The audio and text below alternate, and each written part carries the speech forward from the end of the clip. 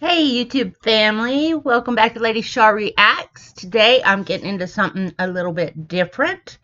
I did a poll asking if what you would like to see more of on my channel, and the majority voted for scary videos. And if you like scary videos, I have good news. I'm starting a second channel called Scare the Share, where I will share your stories on my channel. You can email me your story at sharethescary@gmail.com.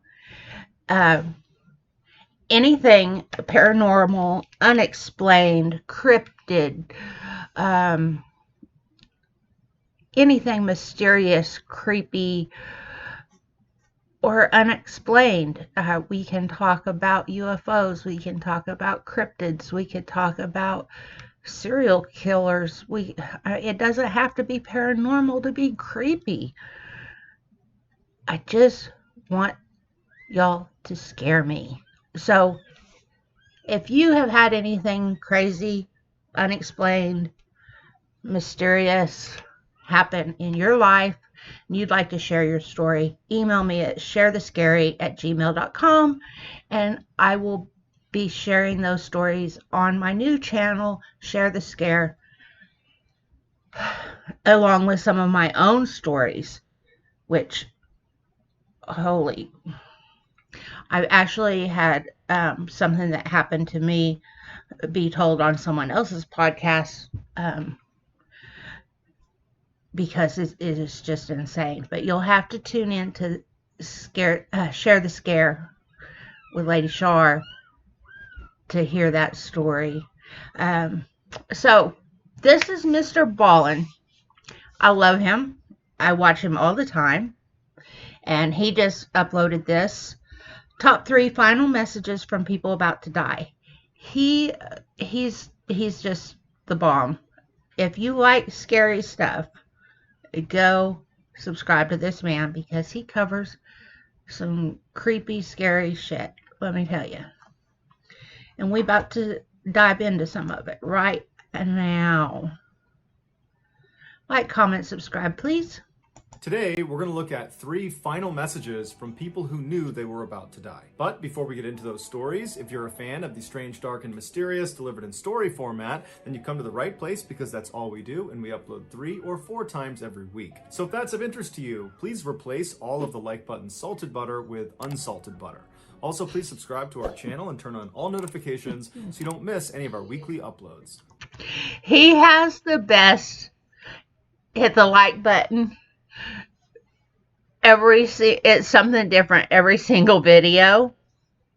So if you like my content, gently tickle the like button and then massage the subscribe button. And when they're not paying attention, change out the massage oil for cooking oil. It's ridiculous. Okay, like, comment, subscribe. Y'all know the drill. All right, let's get into today's stories.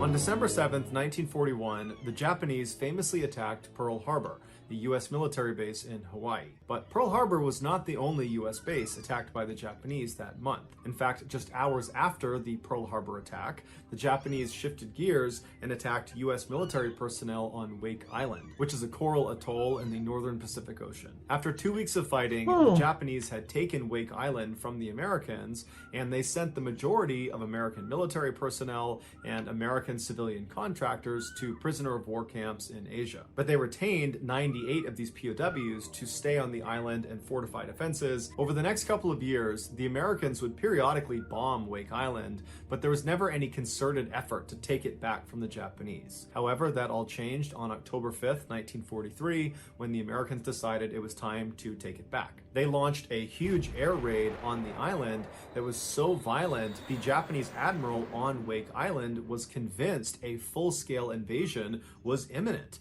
And so in his paranoia, he ordered the 98 POWs they had retained on the island to be executed. And so they marched these 98 POWs to the edge of the sea, they blindfolded them, and then they gunned them down. But in the chaos of the air raid and the execution, one of the American POWs somehow managed to escape. After the Japanese had left the area, this POW snuck back down to the execution site, and he carved into the rock a memorial for all 98 of the POWs. So he was including himself in that number because I'm sure he knew he would eventually be recaptured. This was a small area and he was the only American there. And sure enough, this POW was recaptured that day and he was personally executed by the Japanese admiral. The identity of this POW has never been determined. After the war ended, the Japanese admiral that ordered these executions was tried for war crimes, found guilty, and put to death himself. The so-called 98 Rock can still be seen on Wake Island today.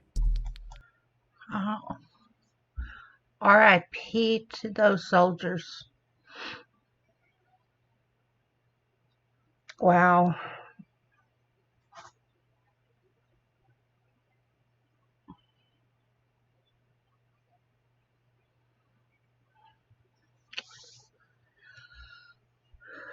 Okay, let's try to move on from that. On January 25th, 1998, American tourists Tom and Eileen Lonergan boarded a boat in Queensland, Australia. The married couple was from Louisiana. Tom was 34 and Eileen was 28. They had spent the last 2 years in Fiji and Tuvalu serving in the Peace Corps. Australia was just a pit stop on their way back home. They both were avid scuba divers, and they wanted a chance to dive on the world's largest coral reef system, the Great Barrier Reef. Once Tom, Eileen, and the other 24 tourists had boarded this boat, the captain did a head count and... Oh my gosh. Is this going to be like the open water? They get left behind? And once he had everyone, he turned the boat around and headed out to sea. After traveling 25 miles, the captain stopped the boat and then told the group to put on their dive gear. So Tom, Eileen, and the others happily put on their fins and their masks and their tanks, and then when they were ready, they were inspected and then allowed to jump into the Coral Sea. Less than an hour later, the divers came back up to the surface and the captain began pulling them back into the boat. Once everyone was back on board the boat, the captain did another head count just to confirm he had everyone, and once he was sure he did, he turned the boat around and he headed back to shore. Except the captain miscounted and neither he nor anyone else noticed. Shortly after the boat had left the area, Tom and Eileen Lonergan came up from their dive and looked around and realized they had been abandoned. After the initial panic wore off, they probably told each other that don't worry, as soon as that boat gets back to shore, they will find inside the boat our wallets and passports and other personal items, and they'll know we aren't with them and they'll come out and get us. And so most likely the couple was fairly optimistic as they just treaded water waiting for someone to show up any minute. Except this is horrific. This is like a worst nightmare situation. They didn't show up any minute. It took 48 hours before anybody showed up because that's how long it took before someone saw their wallets and passports and personal items were still inside that dive boat. And in those 48 hours, Tom and Eileen were exposed to intense summer heat, no fresh water, and sharks. When their personal effects were finally found, a huge search was launched for them, but there was no sign of them. A month later, a female wetsuit washed up on the shores of Australia, and it was the same size as Eileen's, and an expert analyzed it and said it had been floating in the water for about a month. so that lined up with when Tom and Eileen went missing. 5 months later, more diving equipment washed up on the shores of Australia. Among those items were life jackets with the Lonergan name stenciled on the back of them, as well as an air tank and a dive fin that belonged to Eileen. But the most disturbing thing that washed up on shore was the couple's diver's slate. A diver's slate is like a dry erase board that works underwater. On this slate was the Lonergan's final message. It said, "To anyone who can help us, we've been abandoned on Agincourt Reef. Please help us before we die. Please help." Above the message was a date. It was January 26th, 1998. So that would have been one day after they were abandoned at sea. So we know the couple was alive for at least 24 hours. But beyond that, no one knows what happened. Some say the pair staged their disappearance so they could start a new life somewhere, or so they could take their own lives. Others say they were devoured by sharks. Most experts believe they eventually became delirious from the dehydration, and that would have caused them to willingly take off their diving equipment, and without that equipment, they wouldn't have been buoyant, and so at some point they couldn't have continued treading water, and they would have drowned. But regardless of which theory is correct, Tom and Eileen have never been found. Oh, man. That's like worst fear scenario.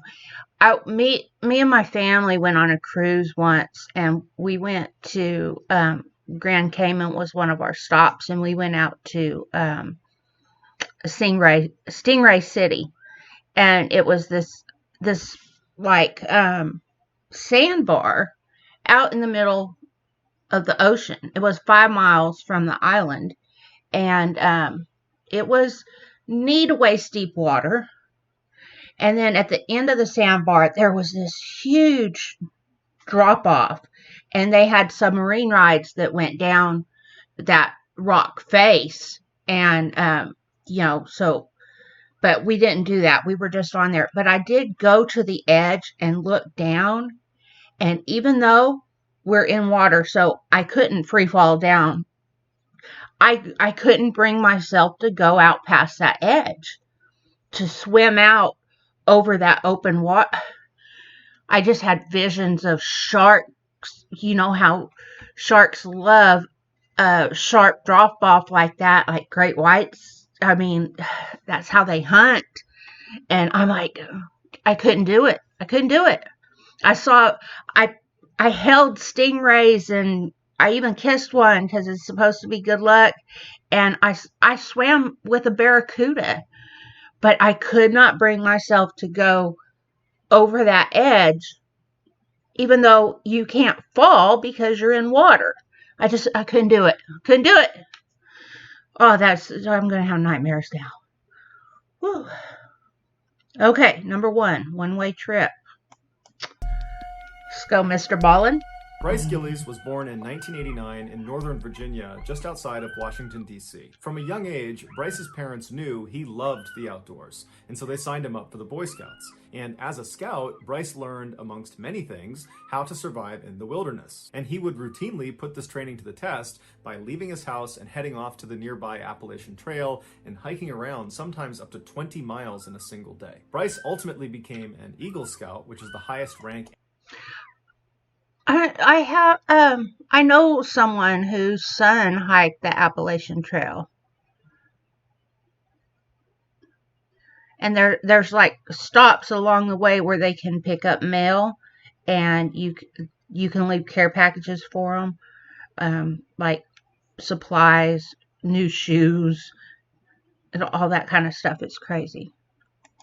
Anybody can obtain inside of the Boy Scouts, a rank that only about 8% of scouts will ever reach. After he graduated from high school in 2007, Bryce decided he wanted to go to school out west. And during a visit to Northern Arizona University, Bryce fell in love with their school because all around their campus were these unbelievable hiking trails that were totally unlike anything he saw growing up on the East Coast. Bryce decided this was his dream school, so he applied, and a couple weeks later, he got accepted. He was totally thrilled. During his first couple of years at NAU, Bryce took full advantage of these totally amazing hiking trails within a couple hours of the campus. He also spent some time overseas in West Africa, helping to build a medical clinic for people in need. During the summer break of 2009, this kid sounds like an incredible person, doesn't he? So going into his third year at NAU, Bryce was still living out in Arizona in an apartment, and he still had a few weeks before classes started. And so he decided he would head off to the nearby Grand Canyon to do a little bit of hiking. He had recently read in an outdoor magazine about this lesser known but unbelievable trail that was just for experts in the canyon that he wanted to try. It was called the Deer Creek Thunder River Loop, and it brought hikers to this remote location where water gushed out of this huge limestone rock wall, transforming the desert landscape below into this unbelievable green oasis. The article said very strong hikers could complete this nearly 28-mile loop in about 3 days. Since Bryce considered himself a very strong hiker, he decided this was perfect for him. Bryce called his parents and let them know he was going to do this loop, and that when he came back in a couple of days, he'd be making a trip to Virginia to visit with them. Then Bryce called some friends in the area to see if they wanted to come with him on this hike, but no one was available, so Bryce decided he would go on his own. So the next day, which was Saturday, July 18th, Bryce loaded up his car and he began driving these several hours to the parking lot that was nearest the trailhead. Bryce parked his car, he got his gear out of the trunk, and then he set off down the trail. Bryce had not obtained a backcountry permit for this hike.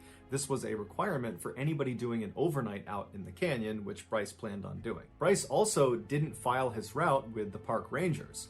Had he told them where he was going, they would have tried to talk him out of it. The Deer Creek Thunder River Loop had no protection from the sun the entire time, and since it was July, he would be hit with the highest temperatures and the most Oh my God. All this on top of the fact that even in the coolest times of the year, this trail is still an extremely difficult trail because of the terrain you have to navigate. In fact, when hikers did file their route with park rangers and they indicated they were going to be doing this expert loop, they would ask them to provide next of kin information in case they died during their hike. It's unclear if Bryce was just very confident in himself and his abilities, or if he was being reckless. From his car, Bryce hiked about 2 miles down some switchbacks into the canyon. Once he Well, I'm sorry, but he was being reckless. It don't matter how much confidence you have.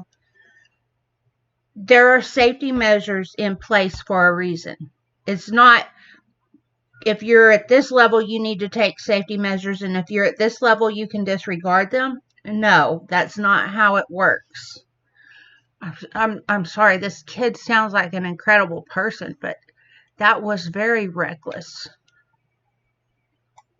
reached the bottom, he would have found himself in this wide open flat area called the Esplanade that kind of looked like the surface of the moon with all these potholes all over it. At this point in Bryce's hike, it would have been dark out, so he would have set up his tent somewhere on the rocks and camped out for the night. People that have done this, that have camped out on the Esplanade, have said it's unbelievably beautiful because most people experience the Grand Canyon from high up on one of the rims looking down into it.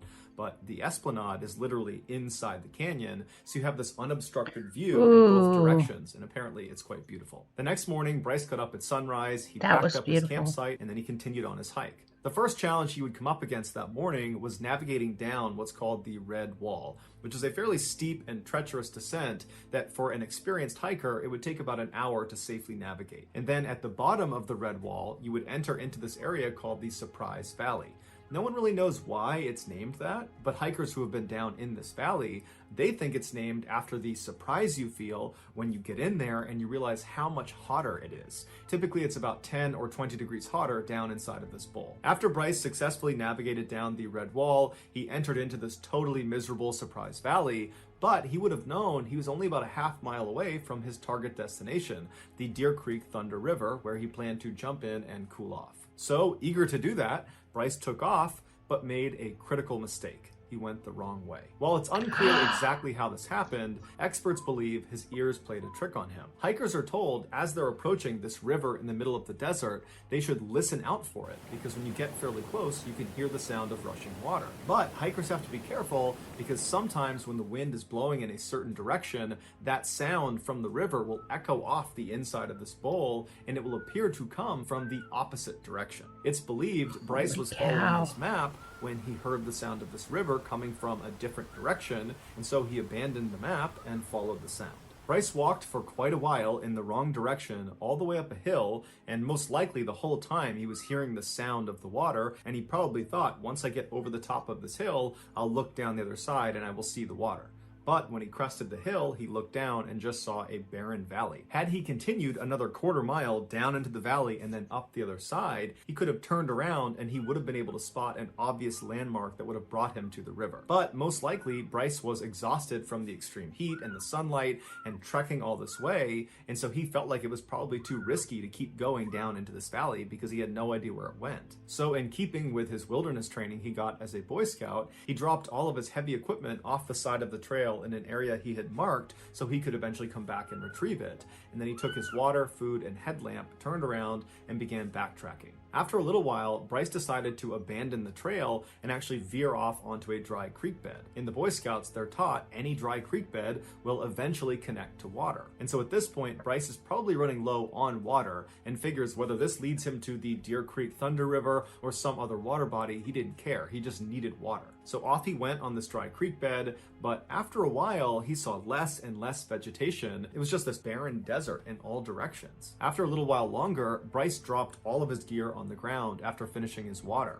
At this point, he would have known that if he doesn't find a water source soon, he won't make it. And so Bryce just continues to trudge along on this dry riverbed, not seeing any indication that he's getting any closer to water. But then he looks up and he sees the land in front of him appears to slope downward out of view. And then beyond that, he sees off in the distance what looks like the southern wall of the Grand Canyon. And below the southern wall is the Colorado River.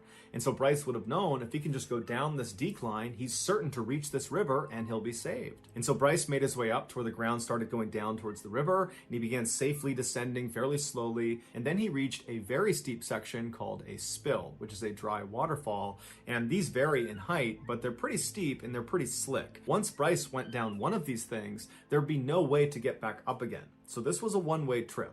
But Bryce was desperate. He knew his only chance was getting down to that Colorado River, which he could now see. And so Bryce scrambled down this first spill, and then he found another one, and he kept going down these spills, and they kept getting steeper and more challenging, and the temperature continued to rise as he went down deeper into this canyon. Finally, Bryce reached a spill that was very, very steep, and it was nearly vertical. But again, Bryce couldn't go back up the way he came. He had to keep going. So at some point, he threw himself off of the spill and he fell down 30 feet, but he lived. He stood up, he dusted himself off, and he continued walking forward. He walked past these boulders into this clearing, and right in front of him is the Colorado River. It's a half a mile straight down in front of him. But the only way to get to it was navigating another spill. And this spill was 80 feet tall, and it was almost completely vertical. There was no way to survive that kind of fall. And Bryce could. So at this point, he's got no climbing gear. He's dehydrated, so he's not making good decisions.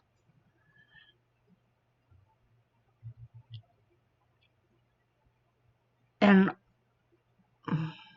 wow, this is just so unfortunate. Couldn't just turn around and try to find an alternate route because this was a one-way trip. He could not climb back up the spills he had just come down to get there. And to his left and to his right were these steep canyon walls that kind of bordered the space he was in that had no handholds on them, so he couldn't climb them up or down. Bryce was trapped, and he knew it. The following Tuesday, when Bryce was supposed to be home in Virginia visiting his family, he didn't show up. So his family tried calling him, but they couldn't get through to him. It seemed like his phone was off, and so they called the authorities. A search party was sent out in the Grand Canyon to go look for Bryce, and on Saturday, July 25th, so this is 6 days after Bryce has found himself trapped on that ledge overlooking the river, a search party was on the Colorado River, and they happened to look up in the direction where Bryce had been, and they noticed what looked like a person, and so they got their climbing gear, and they made their way up that spill onto this ledge, and they found Bryce. He was sitting up against a boulder, and he was deceased. He had died from heat stroke and dehydration. In his hand was his BlackBerry cell phone. It wouldn't have had any service inside of the canyon, but Bryce used it as a notepad to write a final message to his family and to his friends. In it, he writes, "Life is good whether it is long or short. I was fortunate to do much more than most people, and for that I am very thankful." His message also had some humor thrown into it. He said to his family that he was really thankful he had his BlackBerry phone because it would have been a lot harder to etch his final message into a rock. He also said that he didn't know what the afterlife held for him, he just hoped they had water. Then, with his phone's battery dying, he wrote one final sentence. "I feel like going into the wild is a calling we all feel. Some answer it, and some die for it." Then, shortly after writing that message, Bryce clutched his phone to his chest, and he passed away. He was just 20 years old. Wow. So that's going to do it, guys. If you found the secret in today's episode, let us know in the comments. That's so heartbreaking. Oh my gosh. Okay, y'all. That might not have been the scare that y'all were looking for. Y'all might have wanted ghost videos. And believe me, I plan on doing some ghost video reactions on my other channel. But not everything that's scary is paranormal. You know what I'm saying? Sometimes the scariest things are nature and people. So till next time, guys. Peace. I'm out.